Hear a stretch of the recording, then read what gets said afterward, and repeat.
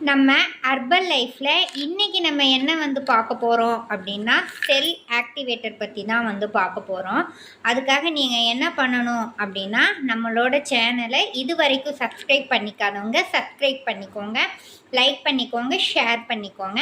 அடுத்ததாக பார்த்தீங்க அப்படின்னா நம்ம செல் ஆக்டிவேட்டர் தானே பார்க்க போகிறோம்.